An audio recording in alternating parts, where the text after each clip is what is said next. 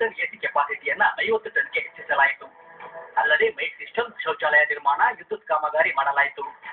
ಆದರೆ ಈ ಕಾರ್ಯ ಪೂರ್ಣಗೊಳ್ಳ ಮೊದಲೇ ಮತ್ತೆ 147 ಸದಸ್ಯರ ಸಂಖ್ಯೆಯನ್ನ 198ಕ್ಕೆ ಇರಿಸಲಾಯಿತು.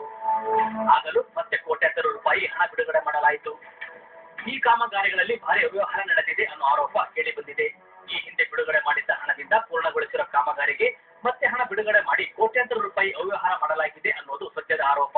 ಒಂದೇ ಮತ್ತು 4 ಕೋಟಿ ರೂಪಾಯಿ ಮಾಡಿ ಮತ್ತೆ ಅದೇ ಕೆಲಸಗಳು ಮಾಡಿರ್ತಕ್ಕಂಥದಕ್ಕೆ ಮತ್ತೆ ಇನ್ನೊಂದಾಗಿದೆ. ಅಂದ್ರೆ ಇದು ಡುಪ್ಲಿಕೇಟಿಂಗ್ ಆಫ್ ವರ್ಕ್ ಅಂತ ಕಾಣುತ್ತೆ. ಒಂದು.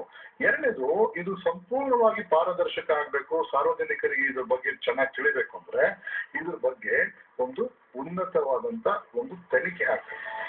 ಇಷ್ಟು ಸಾಲದೆಂಬಂತೆ ಪಾಲಿಕೆ ಕೌನ್ಸಿಲ್ ಹಾರಿಗೆ ಆಡಿಯೋ ಸಿಸ್ಟಮ್ಗಾಗಿನೇ ಸುಮಾರು 1,36 ಲಕ್ಷ ರೂಪಾಯಿ ಬಿಡುಗಡೆ ಮಾಡಿದೆ. ಹೀಗಾಗಿ ಈ ಪ್ರಕರಣವನ್ನ ಲೋಕಾಯುಕ್ತ ತನಿಖೆಗೆ ವಹಿಸಬೇಕು ಅಂತ ಪಾಲಿಕೆಯ ಮಾಜಿ ಸದಸ್ಯರು ಆಗ್ರಹಿಸಿದ್ದಾರೆ.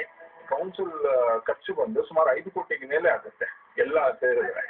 ಇಲ್ಲಿ 5 ಕೋಟಿ ಅಂದ್ರೆ ಇಲ್ಲಿ ಏನಾಗಿದೆ, ಅಧಿಕಾರಿಗಳು ಮತ್ತು ಕಾಂಟ್ರಾಕ್ಟರ್ಗಳು ಇಬ್ಬರು ಸೇರಿ ಕೋಟ್ಯಾಂತರ ರೂಪಾಯಿಗಳು ಇಲ್ಲಿ ದುಷ್ಪ್ರಯೋಗ ಮಾಡಿದ್ದಾರೆ. ಒಟ್ಟಲ್ಲಿ ಹಳೆಕಲ್ಲು ಹೊಸಕಲ್ಲು ಸಂಸ್ಥೆಗೆ ಕುಖ್ಯಾತಿ ಪಡೆದಿರೋ ಬಿಬಿಎಂಪಿ ಅಧಿಕಾರಿಗಳು ಇದೀಗ ಸಾರ್ವಜನಿಕ ಸಮಸ್ಯೆಗಳ ಬಗ್ಗೆ